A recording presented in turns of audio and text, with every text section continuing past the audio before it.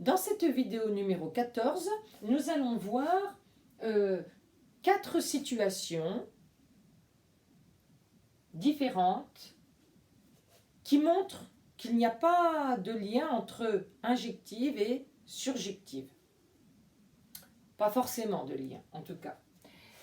Par exemple, la première situation que je vous propose, je vois que ker de f, qui est l'ensemble des éléments de E qui ont pour image le vecteur nul de f, ker de f, dans ce cas-là, sera ici. J'ai bien mes 2 flèches qui vont vers le vecteur nul.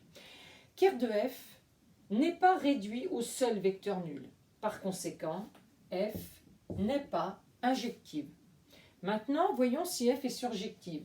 Si j'observe ce qui se passe dans l'ensemble d'arrivée, je m'aperçois que chaque élément de l'espace d'arrivée possède au moins un antécédent. Celui-là n'en possède qu'un, mais celui-là en possède 2, 2 et 1. D'ailleurs, situation qui entre nous soit dit n'est pas possible dans le cas d'une application linéaire, on le verra plus tard.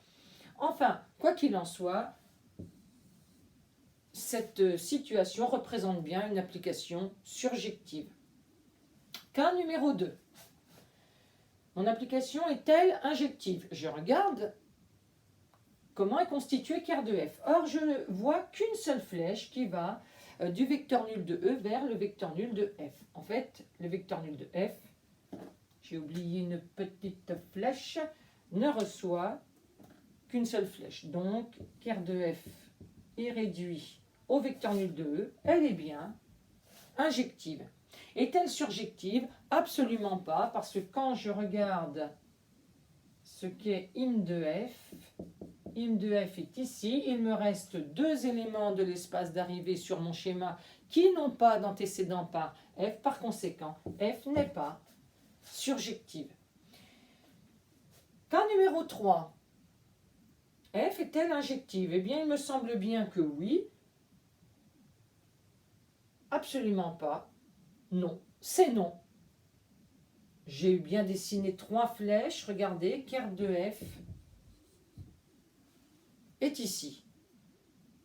Donc, f n'est pas injective. F est-elle surjective? Non plus. Im de f se trouve constitué de ces 2 éléments-là, donc ni injective ni surjective. Par contre, le dernier cas, alors là, on a la totale, on a les deux. F est bien injective, ker de f est ici. Une seule flèche va du vecteur nul de E vers le vecteur nul de f, ça c'était évident, mais c'est surtout que le vecteur nul de f ne reçoit qu'une seule flèche, donc n'a qu'un seul antécédent dans E. Et puis, je ne vois aucun élément de f qui est laissé de côté. Im de f est donc égal à f tout entier. F est bien, dans ce cas, injective et surjective. Quand on a les 2 cas, injective et surjective, on a une application qu'on appelle bijective. Et c'est très pratique que ce soit une bijection, c'est-à-dire qu'elle soit bijective, parce qu'on va pouvoir faire le chemin en sens inverse, c'est-à-dire aller de chaque image vers son antécédent puisqu'il est unique. À bientôt.